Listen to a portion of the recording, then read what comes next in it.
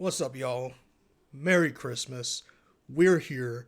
NFL on Christmas Day. Let's review it. Okay, a couple things. Let's start with the Chiefs and Steelers game. That game was abysmal, if I'm being honest. And also, if you are not a Ravens fan or a Lamar Jackson fan, then that Texans Ravens game was a blowout. It was abysmal too.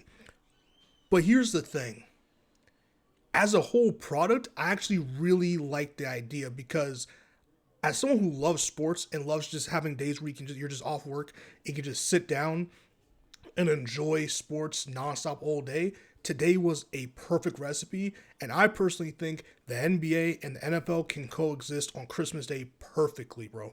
Like, it was so beautiful to switch between ESPN and Netflix. Now, it was annoying because you have to kind of like, I have Hulu Live TV, so I have to go from like Hulu to Netflix, and sometimes that could be a little annoying. It would be nice if just I could just watch all of it on Hulu, but it's whatever. That's just a here and there pick. But it was beautiful to be able to start with the Knicks game, then wait for the 1 o'clock football game, and then when the Knicks game went to halftime, you can switch. That was pretty much when the NFL game started, and then when NFL game goes to commercial break or like halftime, or like you can just pick and choose when you want to switch back in between games. And when the Knicks game's over, you had, I think, what was the second game of the day? It was the not it was the Mavs. It was the Mavs versus the Timberwolves. You can switch between that game, Chiefs game, then eventually both those games ended. Then you have the 4:25 p.m. game, and that was a beautiful watch. Greg Olson, Noah Eagle, amazing commentary. It was a great product. Beyonce halftime, how was that? Amazing. I'm not gonna lie to you. The Super Bowl, well, I say Super Bowl, but really Kendrick Lamar has some, I'm gonna need to see something really spectacular. Kendrick has been known to do amazing live performances, so I'm not worried. I was never worried about it, but I would say overall, that Beyonce halftime on Netflix was one of the best halftime performances I've ever seen. And I want to even say, don't get mad at me here, I think that Beyonce halftime performance was better than what she did in the Super Bowl. I really liked the camera work, and also overall, not just the concert, but the games. I don't know if maybe it's just me, so maybe I'm just sizing this, but the quality of the camera work, just the crystal, like I feel like I could just see better watching the Netflix games than I could a lot of the other CBS, Fox games, stuff like that. Sometimes, some not all the time, but like sometimes, like there was definite crispiness to that broadcast or that live stream, basically, because I mean, technically, I think Amazon Prime does pretty well job with Thursday night games as well. But something about Netflix, man, like those cameras were on point, really well done that spot. I never had a single problem streaming the game.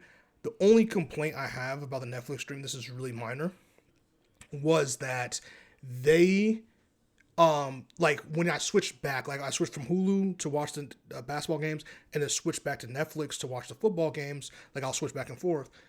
Sometimes, like when I go on Netflix, it will have me where I left off, right? Like it wouldn't stay live, it wouldn't stay current. So you have to like keep going up and like clicking the live button to go back to the thing. Which again, that's just like a minor complaint. I wish it was just like TV, where when you switch back to the channel, it was just live instead of having like go click. And sometimes the menu on Netflix can get a little clunky, a little annoying sometimes, but the interface. But again, really minor complaint. Now let's get to the meat of this. Lamar Jackson, because the Steelers have been exposed for a couple of weeks now. I think the Eagles broke them, Ravens destroyed them. And now the Steelers do not control their own destiny going into the playoffs. Or they clinched the playoffs already, but they don't control the destiny of winning the AFC North anymore. They had the opportunity, squandered it by losing like what, 3 straight or something. But let's go to Lamar Jackson. He is MVP currently because he won last year, but also this season he is MVP. Here's my thing about Lamar Jackson, because it's really Lamar Jackson versus Josh Allen, especially after the Eagles squandered Saquon's opportunity, losing to the Commanders last week. Lamar Jackson is playing probably damn near the closest a quarterback can play to being perfect. When you think of a perfect quarterback, right now it's Lamar Jackson. The way he's throwing the ball, the way he's run. After Lamar Jackson's mom cussed him out for how he's been playing even more flawless football. If we're being honest, the dude has like 44 or like 42 or so touchdowns and like 4 interceptions. And out of those 4 interceptions, the only one you can really be like, okay, Lamar, like, was the one he had against the Steelers. But even then, he thought his receiver was going to be where he threw the ball, despite what people were saying about all the DBs being there. Honestly, if Bateman was where he was supposed to be, the ball either would have been caught or would have been on the ground. It would have been intercepted, in my opinion. Despite all that, he played flawless. I think there was like 11 or either 7 or 11 minutes left in the game, and he was not in the game anymore. That's how bad he whooped these boys. There was like 11 minutes left in the fourth quarter. He was done. He was already done. His day was done. They were winning like 31-2. If it wasn't for that dumbass safety the Ravens allowed to happen, they would have pitched a shutout. It was total domination. It was complete domination. CJ Stroud was over his head. CJ Stroud was playing like how Bryce Young was playing last season. Like, CJ Stroud had Kyle Van Noy is a complete disruptor. I think the Ravens got like 5 or 6 sacks this game, which was crazy. I think the Texans only got 1 sack on Lamar. It was so bad. When the backups came in, they were still cooking these boys, man. Like, they could not stop the run. The Texans didn't have a linebacking core for some reason. Like, it was insanity. And it's just the way Lamar Jackson plays football makes you think that it's like a regular thing, because that's how flawless he is. And no one can copy his game because he's better than Cam Newton. I love Cam Newton. I'm one of Cam Newton's biggest supporters. He's better than Cam Newton, dude. He's better than Michael Vick. Lamar Jackson is what is like the perfect. It's like if you know Dragon Ball Z, I'm gonna make a Dragon Ball Z reference. Lamar Jackson is perfect Cell. Whereas Michael Vick was like the second level of Cell, and like Cam Newton was like the first level of Cell. Like, Lamar Jackson is what Michael Jackson. I almost said Michael Jackson. Lamar Jackson is what Michael Vick, like the perfect form Michael Vick is.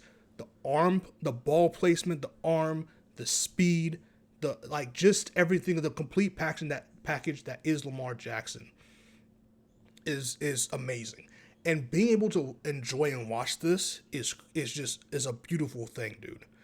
Do not get me wrong. Josh Allen is playing phenomenal, but most valuable player to their team is a toss-up between Josh Allen and Lamar Jackson, obviously. But Lamar Jackson, I don't know how you... Here's the thing. People are like saying, oh, Lamar Jackson has like 1,000-yard receivers. He has Derrick Henry. That's not Lamar Jackson's fault. Look what Lamar Jackson's been doing and who he's been doing it with for the past couple seasons. He was in worse spots than Josh Allen was, because Josh Allen, up until last season, had Stephon Diggs, which completely changed the trajectory of Josh Allen's career. And that's not only because of Stephon Diggs, but having a star receiver definitely helps you develop better as a quarterback and all these other things. And he had a really stellar defense. Now that Josh Allen doesn't have all that, and now he's playing good football, they're like, oh, he deserves over Lamar Jackson because of that. And I think that's bogus. Anyone who's supposed to be a superstar is supposed to do superstar things. And the quarterback position, it's making people around you better. People are saying the argument about that is like, oh, Lamar Jackson, if he went down, Derrick Henry could still win them 8 games. Shut up. That's a lie. No running back, I don't care how Hall of Fame talented you are, can be solely responsible for winning you 8 to 9 games. The Ravens have 11 win games. Derrick Henry is not doing that. And guess what? This is Derrick Henry's first year in this Ravens offense. Lamar Jackson has 2 MVPs already. One of them unanimously. He should have 2 unanimous MVPs, to be honest with you. And Lamar Jackson has still done this. He's done this without Derrick Henry. He's done this without Zay Flowers. He's done this without 1,000-yard catch receivers. And he still won MVP. He's had various teammates go in and out the door. At one point, his best receiver was Hollywood Brown. So what's the remaining constant here is what I'm trying to say. It's Lamar Jackson. He's had different offensive coordinators, and he still won MVP. He had the same coach, but different offensive coordinators. There's been better defenses, worse defenses, good but solid core defenses. But Lamar has still put up these points, has still won games, has still outshined many people he plays against. So how can that be a logistical argument when Lamar has already won MVP? We've seen what this team looks like without Lamar Jackson at the helm. And when he's at the helm, they're in the playoffs continuously. And because this is a regular season award, he's in the playoffs continuously. And every single playoff team that is in the playoffs, he makes look very silly and stupid. Every year. Last year was crazy loss losing to the Kansas City Chiefs because every single team remaining in the playoffs, that he would have faced in the Super Bowl, like the Lions and the Niners, he spanked them last year. He made them look like amateurs last season. That's how good Lamar Jackson is. Lamar Jackson statistically is playing the best football, not only of his career, but of any quarterback ever to touch the NFL. To put on a jersey with a shield, he is playing better than them. And it's not close. So I don't know. Like, there's a world out there where Lamar throws like 40-something touchdowns if he plays in the last game. 40-something touchdowns. Well, he does to win AFC North. Of course, you want to win that. 47-something touchdowns with like 4 interceptions and like almost like 4,000 yards passing or something like that. And he's going to lose. It's just ridiculous, man. They act like Josh Allen has the first seed. He doesn't.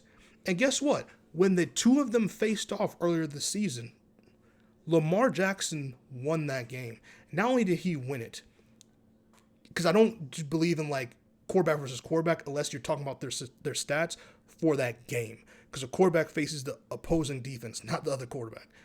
Lamar Jackson outperformed Josh Allen by far. And this Texans team that Lamar took to the woodshed, Josh Allen was like 9 for 20 or something. Probably even worse than that. Josh Allen lost to this team. Lamar Jackson beat them. Lamar Jackson beat the Texans. He beat the Steelers. Lost to them once, but beat the Steelers. When he needed to for the opportunity for tonight to now jump to first and control their own destiny for the title of the AFC North. He's beat the Bills. Yes, he lost to the Chiefs week 1 by a toe. And the Bills did beat undefeated Kansas City team. But what are we doing? You beat the Chiefs in the regular season. Congratulations. I don't understand what we're doing. If there's voter fatigue, that's the only way I can explain it. Because Lamar Jackson is just playing the best football I've ever seen from a player, and it's not close when you stop pretending like it's close. When you stop pretending like it's close. So Lamar Jackson's MVP. He is the most valuable player. The shit he was doing on this field was crazy. And he's played 3 games in 11 days. And he still did this. That's the thing that needs to be like, is those things also that should count. He played 3 games in 11 days and whooped every single team's ass. Josh Allen struggled against the New England Patriots. They almost lost that game. The New England Patriots. Because when Lamar Jackson threw 5 touchdowns, we had Jackson 5 against the New York Giants, which is the worst team in football.